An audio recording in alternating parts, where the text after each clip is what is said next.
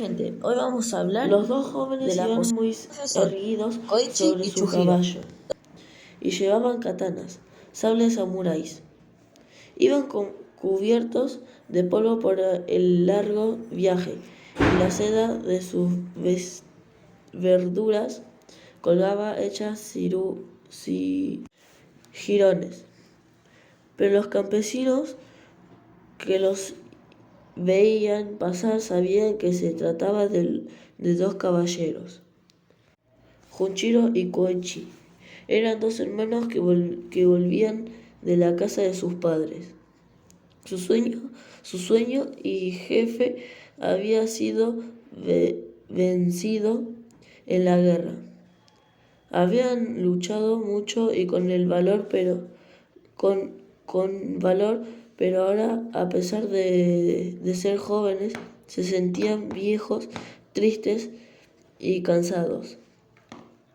Aunque nunca hubieran aceptado decir en voz alta, aunque nunca se los dijeron sin ni siquiera a sí mismos, aunque siguieran hablando como hablan los hombres en Japón, con voz ronca y constante, como si todo lo que dicen, hasta una pregunta o un comentario, fueran un orden violenta. La guerra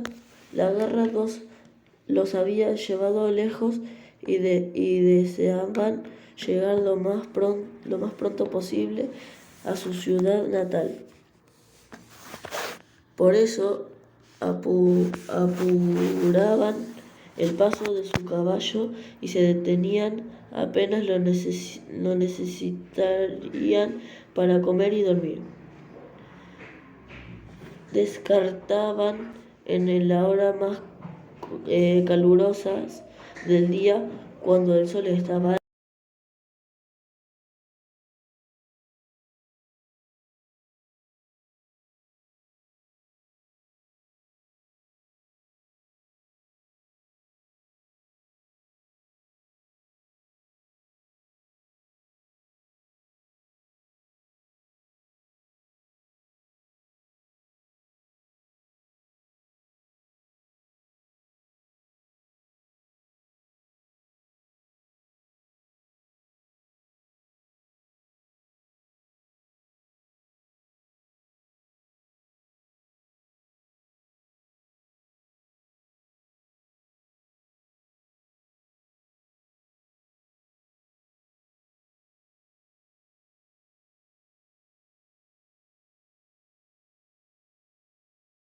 estoicos, necesitan descansar. No tenemos dinero para comprar otros. Mañana al amanecer seguimos adelante. Huichiro se burló de su hermano mayor con todo el mal humor que su propio cansancio le provocaba. Lo acusó de cobarde, sabiendo que era mentira. Los fantasmas del bosque le dan miedo a un guerrero.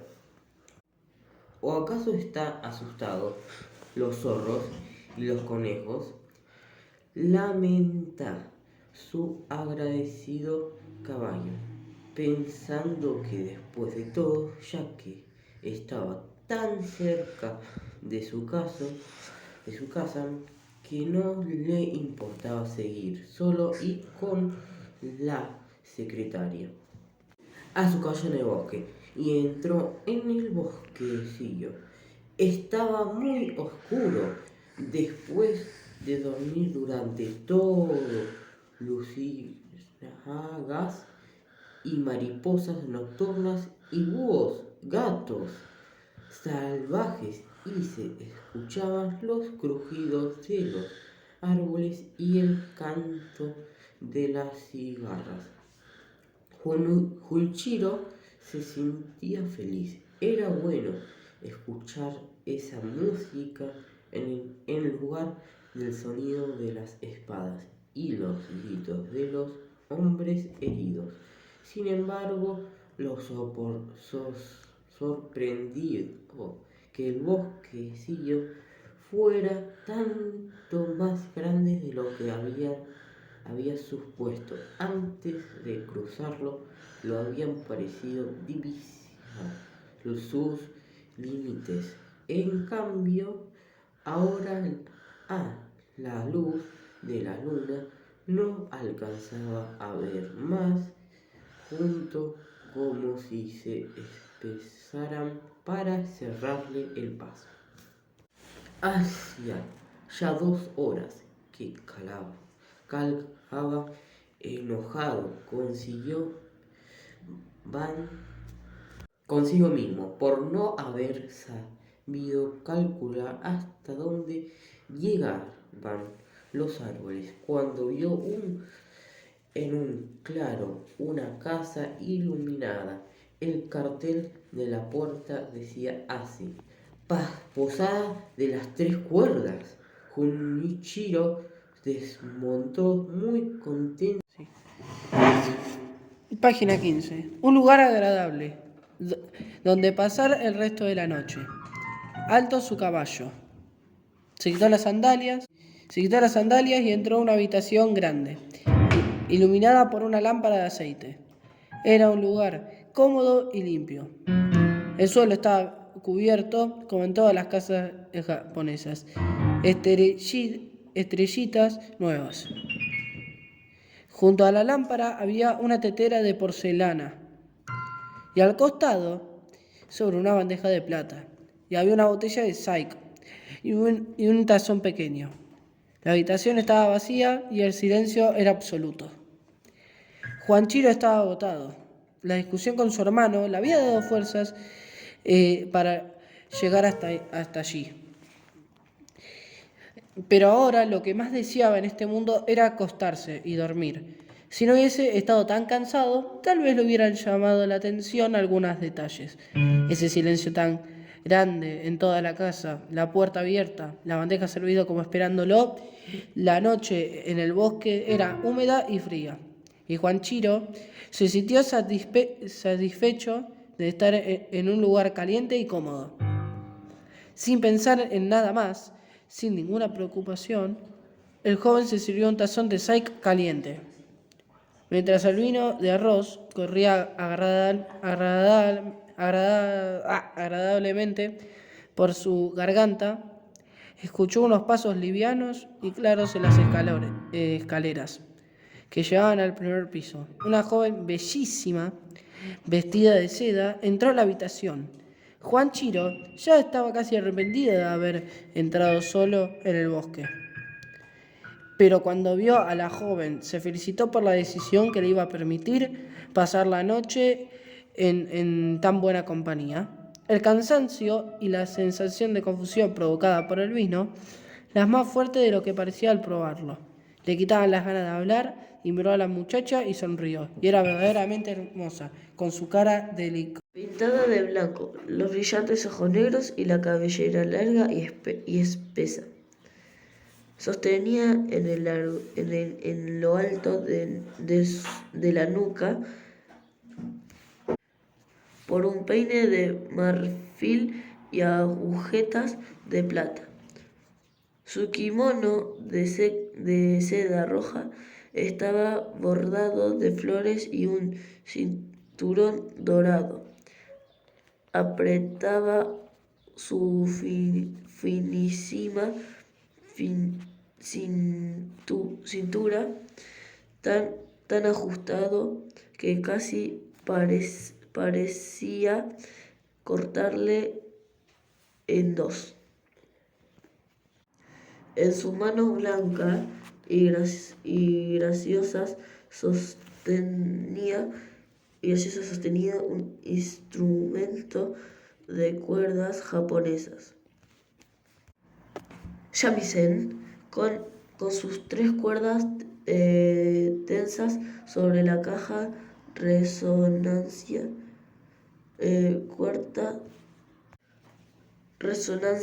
cubierta de cuero negro. La joven se arrodilló con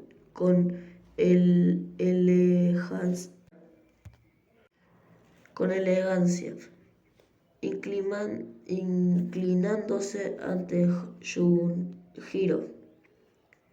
El guerrero quiso pedir disculpas por haber entrado así, sin haber sido invitado, pero ella no le dejó hablar. Con una sonrisa maravillosa le ofreció otra tazón de saqué. De pronto, Yujiro notó que la joven había pronunciado ni una sola palabra desde que entró en la habitación, ni siquiera un saludo.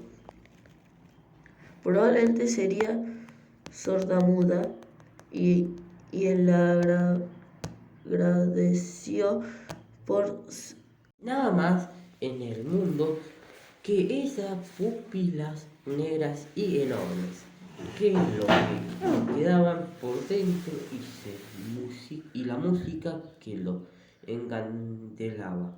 Junichiro había olvidado todo lo que rodeaba a Vía. Había olvidado a su hermano Koichi y las tristes de la contra una de las columnas que sostenía el techo de la casa. Debía con la mirada la belleza de la muchacha, mientras la extraña música se apoderaba del aire del espacio.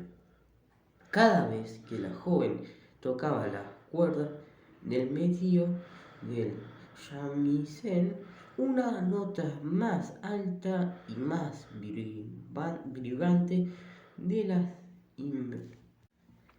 de más razones en el cuarto, y Huichi sentía que algo invisible, frío y pegajoso se encontraba alrededor de su cuello o su cara.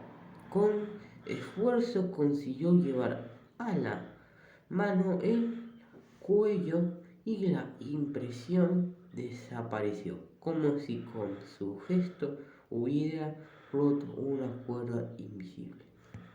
La jovencita parecía sentirse molesta por su movimiento, pero apenas por un instante frunció las cejas. Su maravillosa sonrisa volvió inmediatamente y siguió tocando el shamisen. La cuerda del medio vibraba cada vez más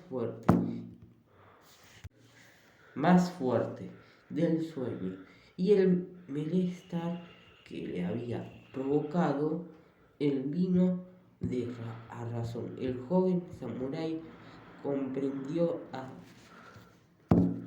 aterrado que había caído en una trampa. Reunido todas sus fuerzas, consiguió sacar su katana de la vaina. Intentó disminuir furia y descontrolada. Alejándose, la cuerda voló a enroscarse sobre el cuerpo de Huichi. Era demasiado tarde para intentar nada. Estaba atrapado. A pesar de tener el brazo casi inmovilizado, logró arrojar el sable, que se clavó profundamente en la caja negra del instrumento musical. La furia de la muchachita desapareció de golpe. Su cara blanca y fina pareció enloquecer de pronto y tomó una expresión triste. Dolorosa, se levantó, alzó su instrumento del suelo y volvió a subir las escaleras silenciosamente, con cierta dificultad. Un silencio pesado envolvía la casa. Por la ventana entraba el frío de la noche. La llama de la lámpara flameó y finalmente se apagó. El prisionero quedó solo en la más negra oscuridad. El agotamiento fue más fuerte que el terror, y Juan Chiro, en su incómoda posición, se quedó dormido. Lo despertó la luz del amanecer. Juan Chiro miró a su alrededor y casi no pudo reconocer el lugar donde se encontraba. Las estrellitas que cubrían el paso eran restos rotos, viejos, cubiertos de polvo. La puerta que creía haber empujado al llegar, que estaba tirada en el suelo, con madera podrida y llena de gusanos.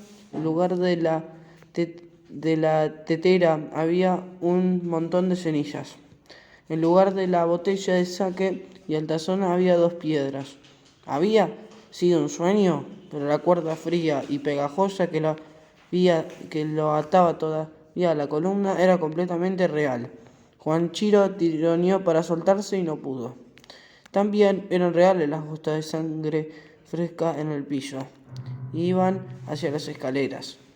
En ese momento escuchó la voz tranquilizadora y familiar de su hermano, que lo llamaba por su nombre, grito para guiarlo, y con enorme alegría lo vio entrar en la posada de las 3 cuerdas. Con su katana, Koichi cortó las ligaduras que ataban a su hermano, y no se abrazaron. Se abrazaban, pero se miraron como si se abrazaran. Felices estaban vivos y juntos otra vez. Chukiro le contó a su hermano las aventuras de la noche anterior. Después siguieron por las escaleras del rastro de sangre fresca que subía hacia el piso superior. En la confusión de esa noche terrible, sin haber claramente qué había sucedido en realidad. Confundido por la borrachera, Chunjiro tenía haber herido a la hermana dueña de casa. Subieron con mucho cuidado los escalones rotos y carcomidos. Llegaron a la habitación del primer piso. Allí, debajo de una enorme tele desgarrada del tamaño de un hombre, encontraron a una gigantesca araña muerta atravesada por la katana de